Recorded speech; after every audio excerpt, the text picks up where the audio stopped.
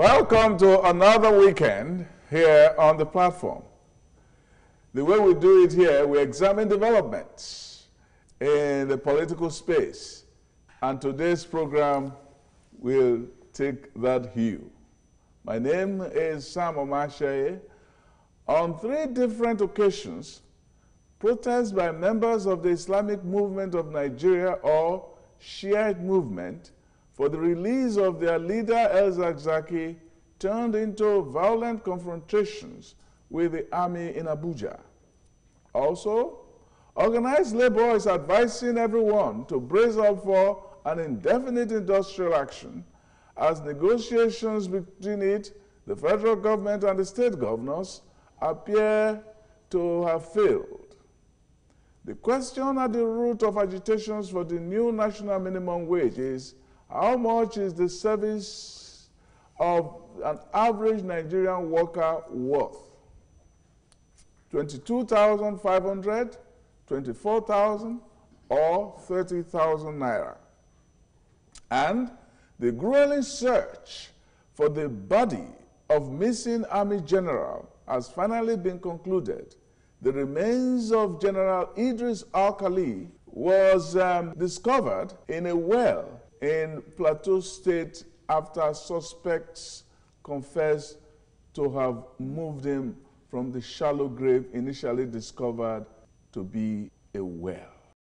Many of them are not thinking of, the kind of thing we're saying now, the NYC certificate that there could be whistleblowing on you later in the future. Yes. So Big Talk is with culture curator and communicator Jahman Anikulapo.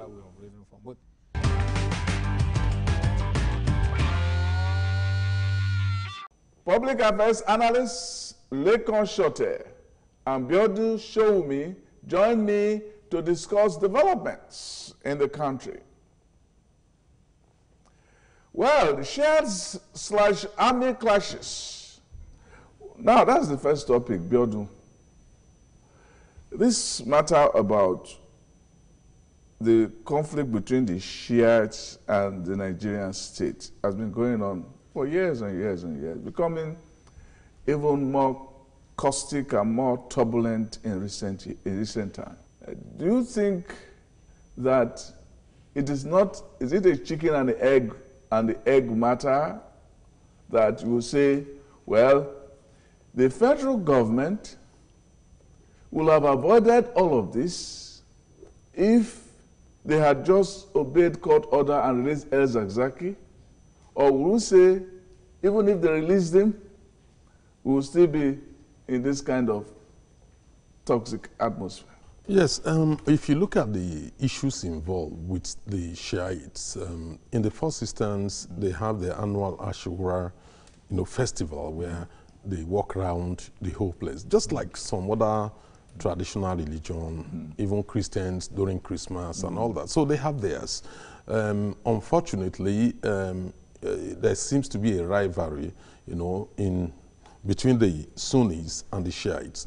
And every time we have incidents happening abroad between the Shiites and the Sunnis, then we tend to have a replay back at home of either intolerance of one faith or the other. Particularly in the case of this very, very one, there is no reason why we should not be more tolerant of the Shiites. They are on peaceful protest, protesting the arrest of their leader based on the fact that the court has ordered the release of their leader. The federal government is yet to comply, maybe for good reasons, because I'm not a security. For what good reasons? Maybe for good reasons. Well, there are good reasons. Won't you let us know? Precisely. That's what I'm saying. Then what the government needs to do is to go to court and say, look, we are charging this man for a particular offense and let him be processed through the criminal justice. But that is not happening currently. What we have is the man, being held, in defiance of a court order that he should be released. So based on that, in my view, the Shiites will have a right, his followers, to say, look, we have a right to protest, to demand for his release. There is a mistake in the way the whole thing was handled. I will point it out now. There is no need to use the army for internal policing, particularly when it's just a case of some people wanting to march and protest. Yes, in thousands. But this is not a case of the army being used for internal policing. It's a case of a clash that happened within them when the army was on his own course of duty. Yes, that is what we are being told. If you read all the accounts a day after the incident and all the accounts on that very day, it was clear that they were being stopped from going ahead. Who was being stopped? The Shiites, the followers of... Were being stopped by the army. By the army. But we were told that the army negotiated with them, wanted them to leave because to give them room because they were on their own mission. And these people had blocked the way. Was that not what the story was? Yes, that may as well be true. That may as well be true. But at the end of the day, when you look at the fatality, we can easily avoid that, you know, particularly if you're calling the police to deal with the situation. How do you avoid a fatality when the army is coming and you are blocking the way and it appeals to you to clear the way? And before you know it, I saw some video of some of them picking stones and throwing. Now, when they throw stones at you as soldier, what do you expect them to do? No, the fact of the matter is we have a history of throwing stones. I mean, right from student days, people do throw stones. The way the police handle issues like that are totally different. It's tear gas. Yeah, tear but gas. The soldiers don't have tear gas. That's what I'm saying. So how do you expect them to defend themselves in that circumstance? That is what I'm saying. There's a gap there. You know, I mean, when you see thousands of people on the street, you will expect the police force will respond to be with them. Maybe that didn't happen, and that led to what happened. Now, it has been said that the Shiite people are kind of a contradiction in a modern state like Nigeria, especially when that state is not a theocracy. Okay. That they believe that they are a theocracy, which means that they are ruled by the rules and the laws of God according to their own view of who God is. And so they do not pay any allegiance to any temporal authority. So some people are saying that is the problem they have with the Shiites, especially in northern Nigeria, that they don't believe that anybody other than Ezazaki is their head of state. So that has created great animosity between them and the rest of society. So how does a Shiite group, therefore, claim legitimacy in this kind of society, if not that they want to cut themselves off as a society onto itself? Sam, I hope you won't misunderstand me when I say what I want to say.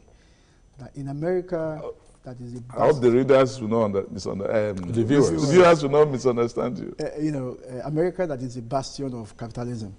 You have Communist Party of America. It still exists as we are talking. I'm sure you remember Angela Davis. Yes. And even in Nigeria, we have a Christian sect that Jehovah's Witness. Yes. You know, what I'm trying to say is that the Constitution allows you to hold on to your belief. It is a fundamental human right. You know, however, the law also says, I think it's section 42 and so on, says there are conditions in which your right may be withdrawn for public safety. Yes, when it collides with national security. Yeah. Like somebody says that your right to swing your hand ends where my face begins. Yes. You know, so we must seek ways to accommodate each other. You are speaking normatively now. Yeah. Where does the Shiite fall in within this? I'll get to, you know, I'm building. Yeah, building your case. Yeah, you know, that a French political theorist, Rousseau, I was coming to that. Yeah. It's good that you said it. You know, it says that we all submit our individual sovereignty to the group security, and whoever is running that state is acting on our behalf. That's what it calls the collective will. Collective. I guess that's why state is defined as the supreme, final, absolute coercive power within a political realm. Okay? Now, there is freedom of movement, freedom to gather, guaranteed by the Constitution. Now, I imagine that where the military is having some maneuvers, it will be foolhardy for me and members of my group to choose that time to confront them. That's one. Then two, I think the law provides that when I or a group of us wants to go on a demonstration, we need to obtain police escort. Was this done? Now, it has happened, and then at the end of the day, El-Zakzaky was picked up and his wife in jail. The law says you are innocent until it's proven guilty. And that is the approach that the law has gone. They have picked him up, jailed him, put him in police custody, and his lawyers have come up to say, free this man. And the courts have therefore have also said they should free him. And then government keeps holding on to him. That is wrong. Now, I would have imagined that if you want to pick him up for security offenses, which changes the rule and says you are guilty until you prove yourself innocent. So I think it's probably too late for the government to go to that narrative now. So if you cannot do that, release him. If there's reason for you to pick him up under national security terms, then you pick him up and explain that this man is constituting himself into a threat to national security. Yeah, still to answer my question, do you think that they see themselves as a government unto themselves? I've answered your question. They have a right to whatever they believe. What do you think? As long as it does not affect national security. You're still speaking normatively. you are shy from my answer. No, I will answer that question. Yes, please. Look, Ansarul, the movement, yes. I understand somebody told me that it's a registered organization in Nigeria. Yes. If it's registered in Nigeria, it means before it can be registered, it's legal. Yeah. And have not seen what many people seem to be scared of, I think, is because we do not understand how some of these more radical characters, movements, tend to operate. You only compare it to Army of Islam in US, where you have their leader, almost you have their followers even dressing almost in uniform and all that. So any semblance of that in Nigeria is seen as a challenge to the authority. Well, I agree with you there. I agree with you there. But when you look at all the ingredients, the reason many of them are believed to be acting as though they are law unto themselves are because of the ways they have acted in certain incidents.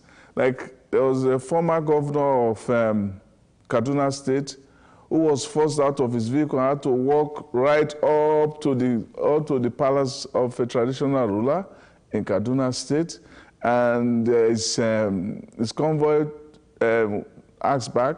The chief of army staff was on his way and was not allowed to move. This problem only happens when they are doing their festival, doing their march. I understand it is wrong. Nobody has a right to restrict any other person's freedom of movement within the country. It's against the law. That's no doubt about that. But the way and manner to deal with that, the approach is the major issue. Whether it's being construed as if they're challenging the military, for me, or state authority, I don't think so. Because what we need to look at is all the fundamentals, all the political fundamentals that could make anybody to conclude that they're a force unto their own, they're absent. They don't have a state police force, they don't have army, they don't have police, they don't have judiciary. And therefore, it's just a kind of a setup that comes up, when they're having their festival and they think they're on their march. No one else deserves to drive past. You have to come down and walk. Let me give you an example. Look, what we are talking about happens everywhere. There was a day the late Professor Abubakar Momo and I were coming, I think, with Professor Odion in a vehicle. We couldn't get a flight from Abuja, so we decided to come in the night, in the night. And then we ran into a town where no vehicle is allowed to pass until evening. We have to move until evening. What do we do? We have to move to another topic. The point is that those examples are given are random, but if it's a particular group, which continues to, whenever it is supposed to show its public face, it is when it is perceived to have contempt for the state. Yeah. So it's a very critical matter. The NIC says it will follow through on its threat of an industrial action come November the 6th, but should the focus of labor's struggle be for a new minimum national minimum wage or improved living standard? That's the question. I raised this issue last week. I don't think we should spend much time on it. Is that is the economy right for wage increase? Are we able to sustain it? And when we have wage increase, how has it helped us in the past? How has it helped the common man who fights for it? Whether from Adebo to Doji to the ones we've had since then, and so on. So even in the private sector, when your salary is increased, your wife and your children are happy, and after 6 months, you say, Daddy, what's happening? Inflation has caught up with it. I was talking to my son the other day, just about 2 or 3 days ago. I said there was a time I was earning 2,000 naira per month, and I was doing a lot of things that I can't do now with all the money that I seem to be making. Okay, so I understand the place of inflation. Sam, I think you have so much sympathy with whoever is in government, whether PDP or APC. You seem to understand their position and you want to make excuses for them. Listen, whoever... I disagree with you there. I've not done that. I know, you have not said anything, but I can read... No, you are misunderstanding me. See, what I'm saying in essence is that my own view is that I want everybody to have prosperity. But are we kidding ourselves within this economy, the way we are running it? Let me explain. That is creating wage increase the first thing to do, or creating the enabling environment for prosperity? See, that is the best thing. That is the best thing. But we are dealing with today. Somebody says life happens. Yeah. The point is this. There is a way to grow, to run an economy that will grow organically. And you can say, by so much percent every year, you should expect growth of the GDP. The way the Nigerian economy is run, it is a sharing system. The economy is not, I can tell you, he knows this. My parents have 2 factories, 2 textile factories that are shut down permanently in the last, how many years now? People are not working because there's no enabling environment for that to happen. I know if you increase salaries, it spirals right, gives you inflation. I understand that. That is simple economic. Even problematizes the economy more. Wait, let me explain something. When you run a system that only, cash and carry system that only takes money from the oil sector and distributes it through whatever channel. Yes. And some people are earning, if it is true, 36 million naira or 13.5 million according to Shehu Sani per month in this system, and you are telling me that somebody should be going home with 18,000 naira per month. So are you saying, the same system? So what you are saying in essence is that we should just we should be sharing symptoms. Since we are not sharing, we are not ready to solve the problem. You are saying that the labor should be solving the symptom rather than the cause, because if you give everybody 22,000 naira minimum wage, he will enjoy it for only 1 month. I'm not even talking about 22. Then where are we going? I'm talking about 66 naira 500. That's what I'm talking about. Not 22,000. Even that is not even enough. Even 30,000. It's not enough. I think we need to look at this issue in a balanced way.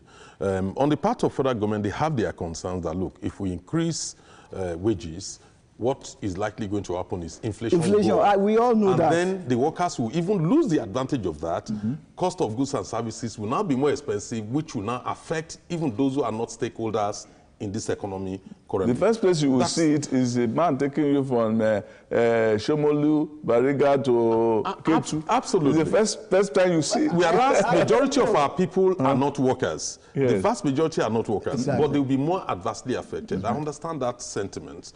On the other side again, the federal government is also saying that, look, including state governments, currently 33 states in this country are owing salaries, even today on the basis of 18,000. If you increase the salary beyond certain level, are you sure more states will not be in default? Those are the argument for. On the part of Labour, Labour is also right to say, look, hang on a minute, there's a law. Whether we like it or not, we've created national minimum wage. And you have to increase it. In 2000, the time is there. The time is now. And it's 2015, they're due for an increase. And you have not done so. What I think is the solution. Let me tell you what the solution is. I think we were wrong. The country was wrong when we agreed on a 5-yearly review. It should have been on a yearly basis based on the percentage of inflation operate. We should just increase wages yearly based on inflation. It's supposed to be done by the CPI, based on that CPI. Would have a less effect, you know, than what it will have now. Well, it's very clear. It's very clear that this whole rigmarole over salary increase of wages and so on is not going to solve. We are just running away from the real problem, which is attack, corruption, inequity, and injustice in the system. And that's what I want you guys to talk about. Not increasing salary. You run the economy well. Salary. Look, the economy well. You take care of that, you are running the country. There is justice, there is no corruption, and so on. You bring imaginative into the use of resources. It's not only that. The annoying part is the issue Lekon mentioned earlier, which is, you know, when you look at the gap between the highest earners in this country, for instance, senators, you know, and then you look at what workers are handling. I understand that's where the thing is coming from, but it doesn't solve the problem. But it does not solve the problem. Exactly. We still need to create the enabling environment in any case. For what? For productivity. Not only for productivity, even to ensure that more of our people are able to have gainful employment. Yeah, how do you do that without productivity? It's productivity that creates opportunity. The real essence of that is a system that runs. Yes.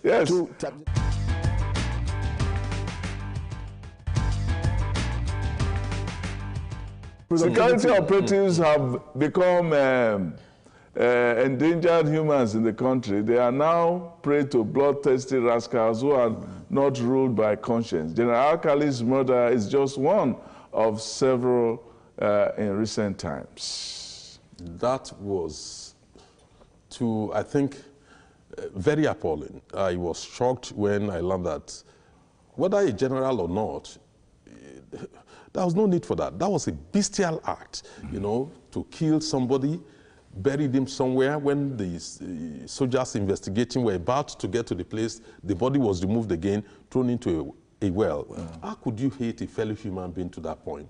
And don't forget, this man had served this country up to the point of being a general in the military, major general in the military, you know. He's fought for the country. He's done his best for his fatherland. How could we have treated him that way? So it's terrible. It's, for me, very appalling. But what really struck me, other than the tragedy, is the systematic diligence of the military in investigating this matter. And since I have known this country, I have not seen an investigation this thorough, this precise, this brief, and this clinical. Yeah. And let me also add a dimension.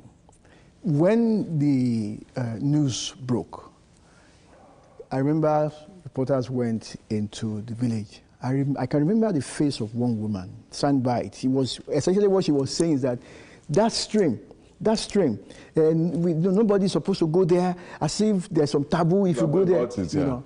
And I told people, I said, something is wrong in that stream. Eventually, eventually things came out and they saw that. But what I understand is that area is almost like the den of dangerous people. Yes, they also, when they drained it, abduct people and they kill people. Yes, when they drained the water, they also saw some other stuff there. Right. So my thinking is this, just to agree with Biodun, is that I just wish, or maybe it is you, I wish that this is the way our police solves other problems. Yeah, the police have a lot to learn from the military. Everybody, not only the police, all arms of government, including SSS. They can bring this into the problem of violence in the north. I imagine this. Boko Haram and all of that. I imagine I was going to I was going to go into. You can resolve a lot of problems. Having have done this, even with the Boko Haram, I like to believe that we have gotten some results. Exactly. It doesn't have to be when your own self-interest is involved that you are not going to be thorough. Exactly. Well, thank you, Biodu Shomi, and of course, regular Yele Conshote for very interesting and profound look at national issues. Thank you very much. It's my pleasure. Welcome to Big Talk. In line with our desire not to always become political, today we are insistently cultural. And my guest today is none other than Jahman Anikulapo, who is a culture curator and also a communicator and chairman of Kora and Labaf. Welcome to this show. Thank you. How would you describe the state of culture and especially the arts in Nigeria today? Because when you're talking about the arts, it's quite far-flung, given your own devotion, whether it's cinema, whether it's the visual arts, whether it's music, whether it's literature, or even in some form criticism, whether in the newspapers and so on. How would you describe the state today? Yeah, thank you. There's a narrative we've been pushing to the point that we're probably in some kind of renaissance. In terms of cultural production. Mm-hmm. Because the situation we're in now, if you check 10 years, 20 years back, we're producing more. In fact, I think we've gone back to what it was in the 80s, post-Festac, when we had a lot of people producing and a lot of people, cultural expression, theater was flourishing, Nigerian cinema was flourishing. Yes. Despite what they're saying about Nollywood now, visual art was there and all that. And then it went out. And over time, we didn't have so much going on. But in the last, let me say 8-10 years now, we've really gone back to producing a lot more.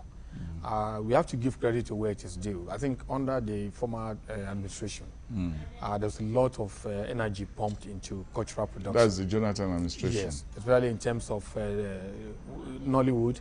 We then percolated to music, then to fashion. Because I took part in some research then, and I remember that we could identify 47 creative industries that could be established as industries on their own.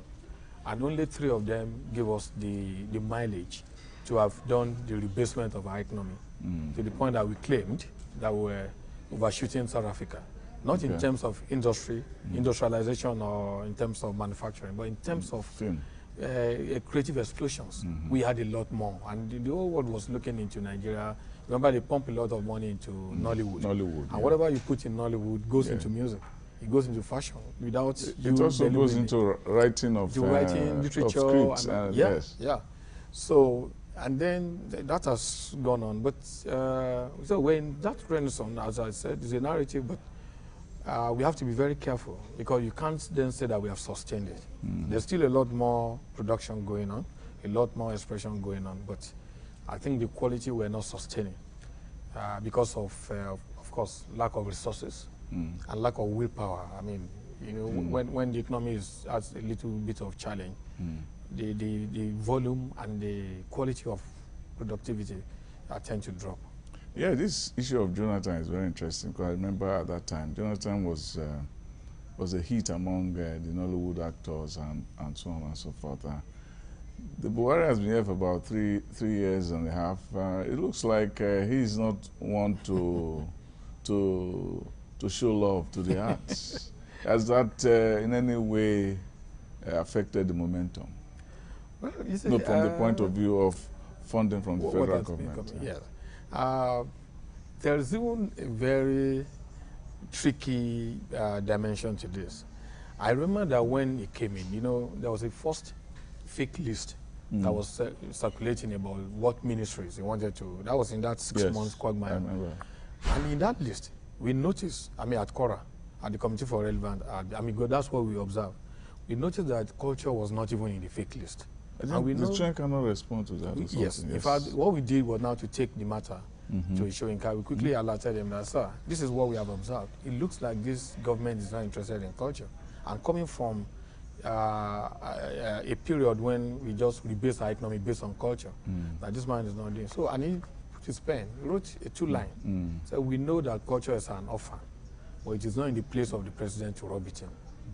And we make sure that this trend, I mean, went on social media, it was front page of most papers. And I think at that point they had a rethink. They had to rethink, because I remember that minister, eventually when he was appointed, Lai Mohammed came and met with Prof, and they strategized, and then he assumed culture to be part of his portfolio. His portfolio was information and national orientation. Yes, and then he assumed it. Now, I don't know if they've changed the Gazette, but what that said to us is that the president, as leader of government, is not interested in culture. But then the vice president has been saying all the right things about the creative industry. Everywhere he goes, he's been preaching this creative industry empowerment. But I don't know if they're putting their money where their mouth is, or vice versa. Yeah. So I'm not sure that what the vice president is saying is really manifesting in. Even the minister says a lot of good things, a lot of the right things they're saying, but we can't find the policy. But usually you have two areas of support for the arts. You have the government, and then you have corporate Nigeria. How far have they gone in this regard, the corporate Nigeria, in terms of interest in culture? Okay. Regrettably, in our system, the corporate organizations or the corporate Nigeria look towards the body language of the government before they show commitment.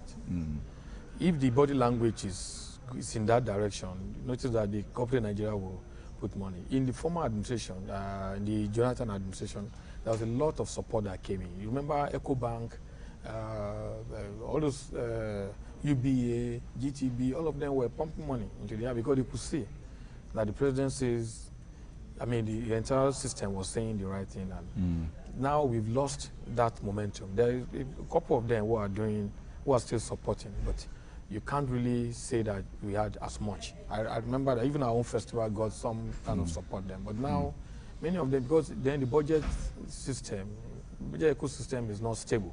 So they're not sure whether to put their money in there or not to put. But a couple of them are still supporting. We have them, but then we also have reports of a lot of sharp dealings going on. Right. Some of them put money. Yeah, they put money ostensibly for it, but they spend it on other things. Yes. But then they make the artist to sign that this is what you are. We know those things. In fact, they make the artist to sign a certain amount of money, but that's not what. That's not what they get. We know. But they sign it just because. Well, they really want to get the little one that reflect on their papers, because they're supposed to be getting some kind of waiver and the rest of them. But it's fraud, isn't it? It's fraud. So does it mean that the artists themselves are pushed to a corner? Of course. The artist is asked to sign for maybe 10 million.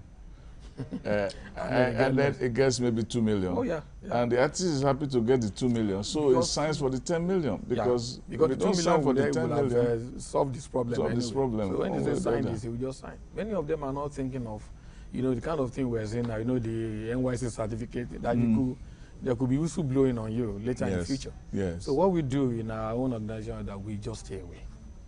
We stay away. I mean, we find another way of raising funds. But not all the corporate organizations, but we know that there's sharp dealing going on within the corporate sponsorship of the art. But we don't have that volume again that we used to have.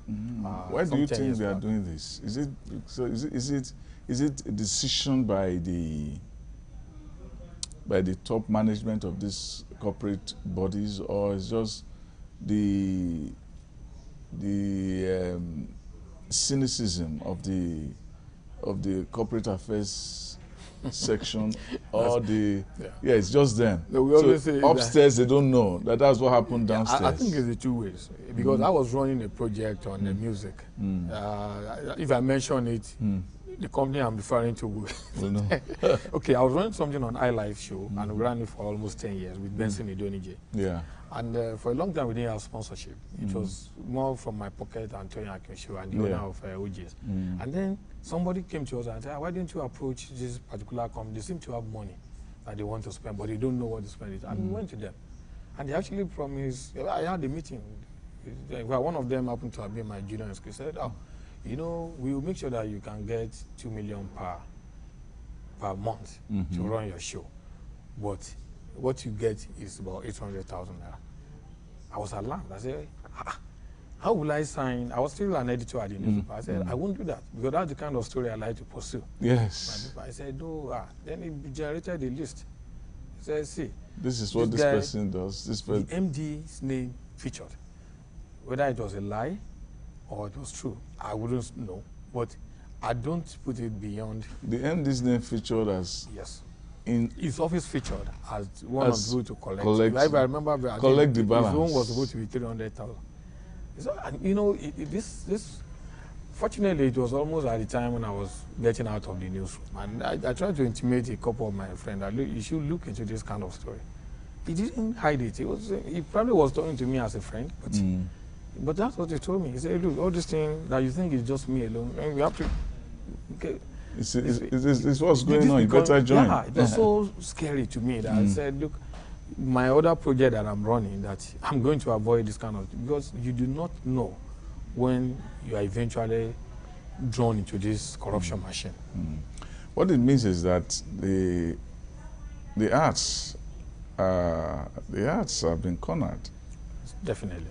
You know, it's always a tool for politics, for business people, for...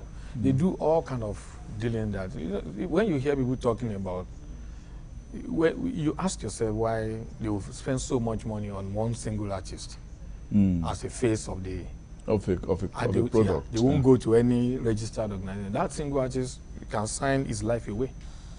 He just need money to fend for his life. But they will mention so much money that you say, this money that you are spending on one artist is enough to run a festival in Lagos. Yes. I will run a convenient festival. Does the artists get all that money? Endorsement. That's what I'm saying.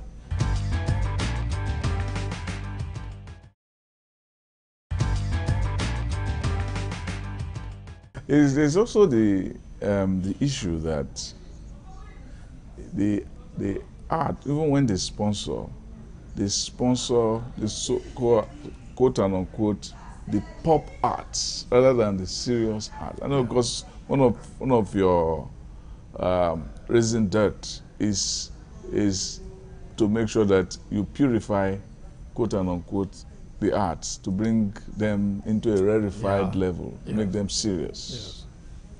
You know, it's easy to deal with popular art because, popular art, pop art, because it's, for instance, for the corporate organization, they need those material to lift their products. Yes. They know that people believe in celebrity kind of stuff and popular music, Nollywood. And people yes, comedy and even if you don't like it, your family at home will like it. So that's on one level. On the second level, it's easier to deal with that because sometimes, I'm not denigrating any art, sometimes you don't really need to think so deeply.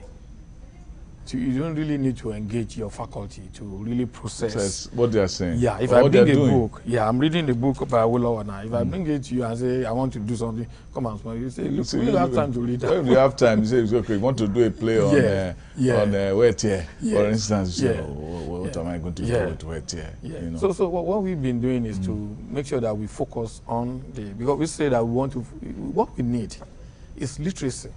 Amaka Igwe brought her daughter. I think the daughter was 13. She brought her to one of the workshops at the Lagos Book and Art Festival. The following year, the girl had published a book. And she said that she was inspired by what she saw. She said, young people, like this year we're hosting about 12 young writers, kids who have published books. She said, look, you guys, you don't know what you're doing. It's not, because you were lamenting that, look, you don't even know how to do the next edition. And we were saying, you don't know what you have planted in this young lady. She had we have people, there's a guy called Yeka Nwelwe, who has published almost 10 books now. They call him Enfant Terrible on social media. Young people like that who join, or even from university, before our very eye, they went to study law, they're still writing. They went to study architecture, they're still writing. They become, this is the world. So you don't even want to stop, because when you stop, you don't know who you are actually injuring by that kind of action. And we know so many other festivals that have come through our platform and they are now established. We started, for example, by saying that when we started in 1999, we're coming to democracy. And we look at the entire environment. We saw the way every other the lawyers, even estate surveyors, they were making valid contribution to the discourse about what we should do when we eventually get democracy in 1999. The artist's voice was absent. Even if it was there, people were writing, but they were silent. They were writing, they were not being published. The books are not even Seeing the light of day. So we said, okay, let's see how we can use the art as an instrument to deepen participatory democracy. That's why we say it must be open air. So you hardly will find us doing anything inside the hall. And so that's the whole idea of it. You know, one of the reasons that art doesn't get this kind of momentum in this society is because our politics is not even reconciled in any way to the importance of culture in development. Yeah. Right. So how do you think you can attain this kind of revival, as it were, in this kind of society that is seen to be Philistine? You know, sometimes you want to believe the theory that politicians and politics deliberately stifle the art, because the art is the only means of really engaging with politicians, because you could paint, you could write, you could make a lot of, like we say in the newsroom, the cartoonists get away with murder.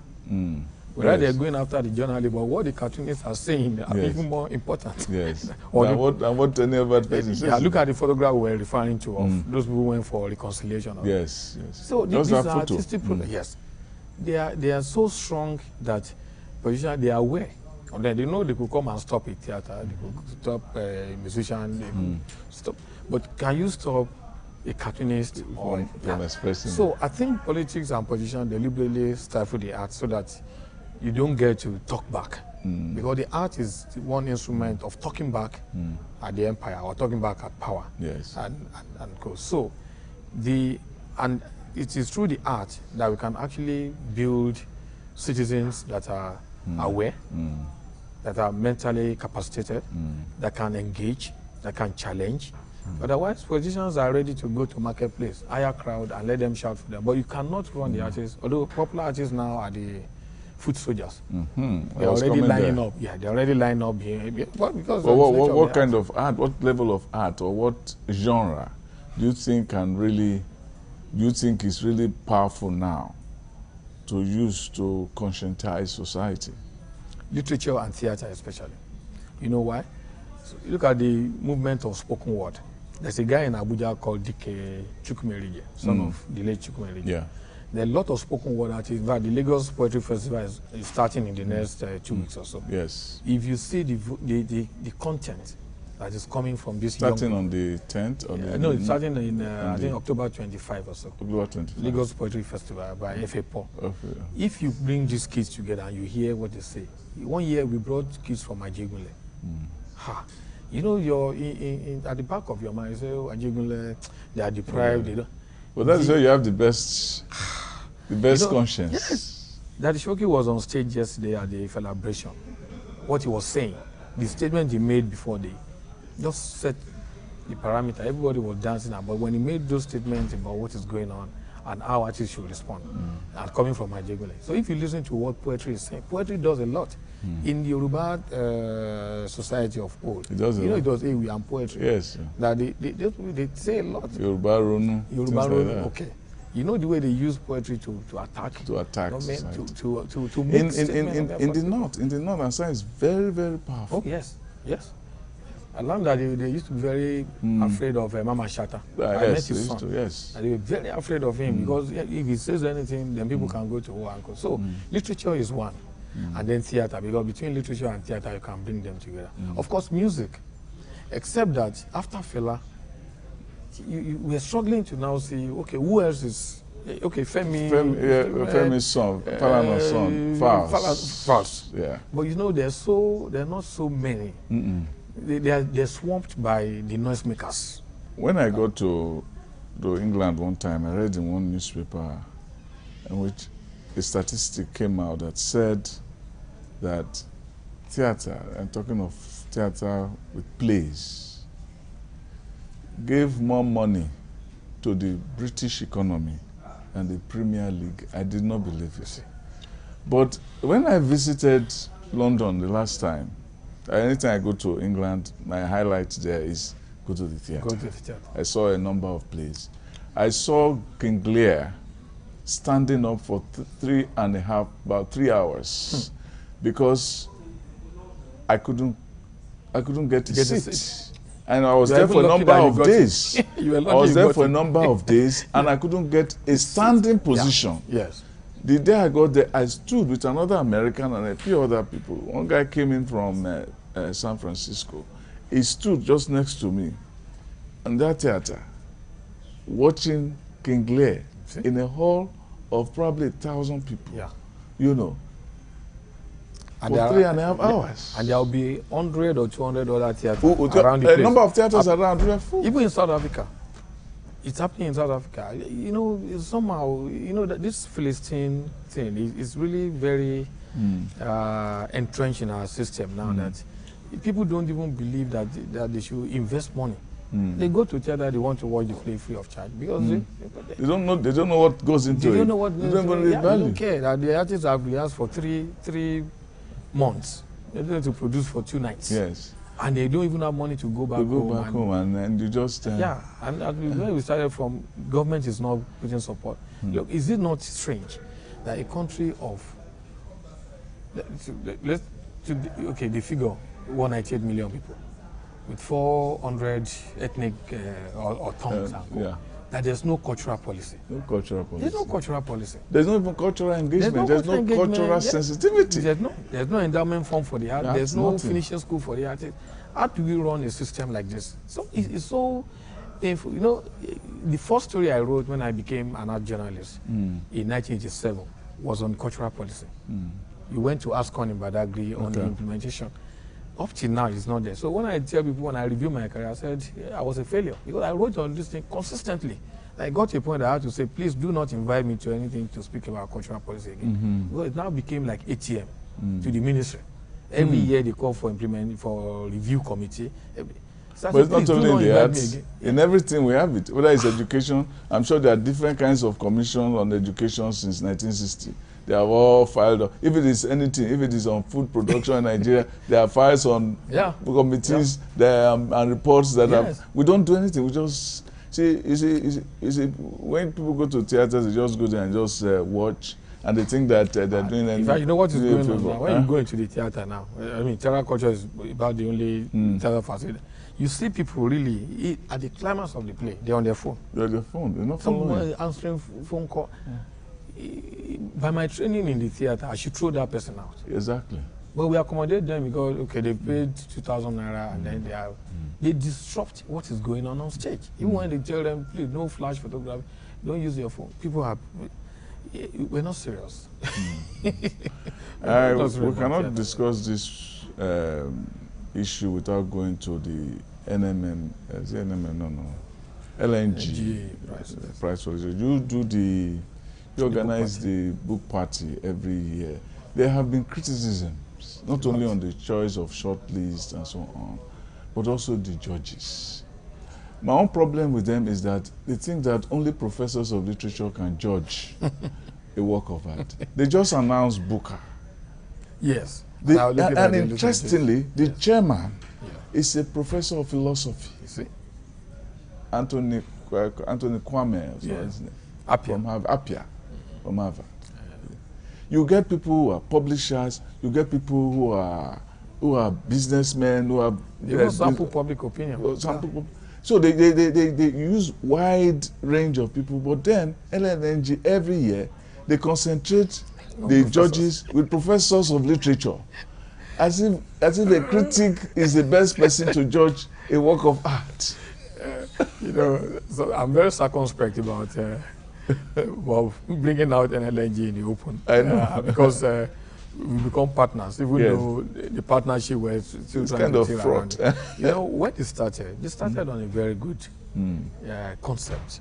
In fact, the guy who started it happened to have been a colleague at the Guardian there. I mean, he was one of the people who initiated the idea. And I remember that he brought me into helping to shape the whole thing. And we said, okay, let's do the prize. It was good that they brought the Professor Banjo, you know, very reputable professors. That's very good. Bring them into it. They said, look, let's diversify the jury system. Then they brought people like Ben Tomoloju, I think Ruben Abatis served there. They brought a couple of people there. I think the more once the management changed, or every time the management changes, then the new person, it depends on his commitment, we just change. And then there was a time they had an MD whose wife was a pianist. Okay. And you could see that, I forgot his name now. Okay. You could see that he was very passionate about what he was doing. He was an artist. Okay. At Mind. We developed a program for him, The Artist in Me. That, you know, but then they bring all these oil boys, as they call them. Yes. They just come from Shell or from where, and then they take over. They are not interested. They don't want to know what is going on. We started the idea of the book party because we told them that it is not enough to give, when the price was $20,000, it's not enough to give $20,000 to one writer.